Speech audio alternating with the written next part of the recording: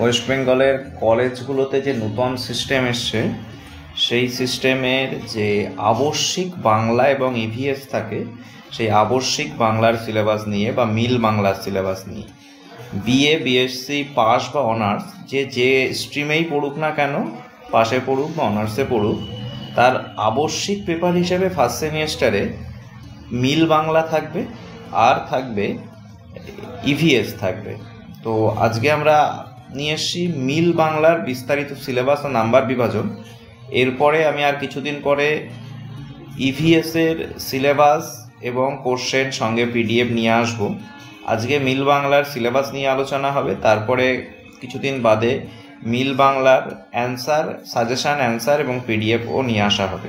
তো চলো দেখে নেওয়া যাক যে মিল বাংলার সিলেবাসে আমাদের কি কি আছে। তো মিল বাংলার যে পেপারটার নাম হচ্ছে বাংলা ভাষা উচ্চারণ ও সাধারণ ব্যবহারিক বানান চর্চা। ফুল মার্কস 50 থাকে, 3 ক্রেডিট। তো ইউনিট 1-এ আছে রবীন্দ্রনাথ ঠাকুরের সহজ পাঠের প্রথম ও দ্বিতীয় ভাগ, ইউনিট 2 রবীন্দ্রনাথ ঠাকুরের সহজ পাঠের তৃতীয় ও চতুর্থ ভাগ, এবং ইউনিট 3-তে আছে বাংলা ব্যাকরণ। ব্যাকরণের যে বিষয়গুলো থাকছে পদ পরিচয়, পদান্তর, সন্ধি, সমাস, ক্রিয়া ও ক্রিয়ার কাল এবং বাংলা বানান চর্চা। তো এই আমাদের মোট 3টে ইউনিটের সিলেবাস। এবার আমাদের জানতে হবে যে নাম্বার বিভাজন কিভাবে থাকে। তো প্রথমে ইউনিট 1 সহজ পাঠের প্রথম ও দ্বিতীয় ভাগ, 10 নম্বরের 2টো কোশ্চেন থাকে, তার থেকে একটা লিখতে হয়। আর 5 নম্বরের 2টো কোশ্চেন থাকে, তার থেকে একটা লিখতে হয়। তাহলে 10 আর 5 15।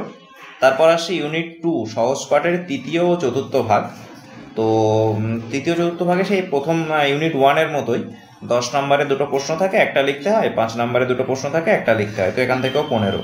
এবার আসি ইউনিট 3 বাংলা ব্যাকরণ। এটা ডিফিকাল্ট একটা ইউনিট। এখান থেকে কোশ্চেন কত মার্কসের হবে কিছু বলার নেই, তার কারণ এই ইউনিটের প্রশ্নের ধরন সম্পূর্ণ প্রশ্নকর্তার উপর নির্ভর করে।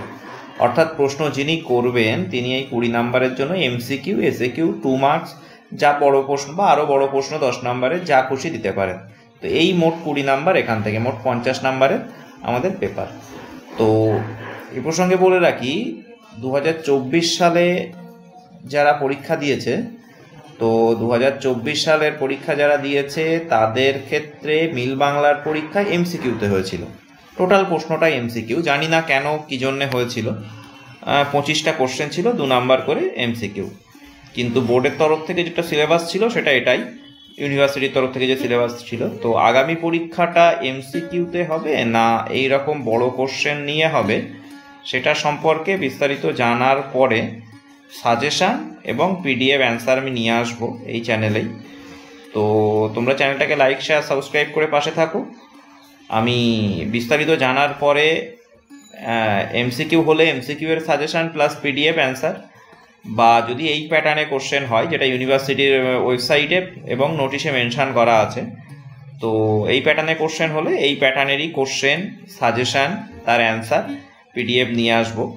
তো সেই পিডিএফ আসলে যাতে তুমি নোটিফিকেশান পাও তার জন্য চ্যানেলটাকে লাইক, শেয়ার, সাবস্ক্রাইব করে রাখো। আপাতত এইটাই সিলেবাস। তো মিল বাংলা সবার জন্যই ম্যান্ডেটারি, সবাইকেই পড়তে হবে এবং সবাইকে পরীক্ষা দিতে হবে। এবং যতদূর সম্ভব মিল বাংলাতে যদি কেউ ফেল করে যায় তবে সে পরের সেমিস্টারে তাকে প্রমোট করা হয় না। তার পাশাপাশি বলে রাখি আমি এই চ্যানেলেই ইভিএসের কোশ্চেন, সাজেশান, অ্যান্সার এবং পিডিএফ নিয়ে আসবো, যেটা 2024 সালের পরীক্ষায় 50 নাম্বারের মধ্যে ইভিএসের আমার সাজেশান থেকে কমন এসেছিল 48 নাম্বার। তো আশা করি এবারেও আমরা অ্যাবভ 95% কমন দিতে পারবো। তো সেই ইভিএসের সাজেশান আসলেও যাতে তুমি খবর পাও বা নোটিফিকেশান পাও তার জন্য চ্যানেলটাকে লাইক, শেয়ার, সাবস্ক্রাইব করে রাখো। আজকের ভিডিও আপাতত এই পর্যন্ত।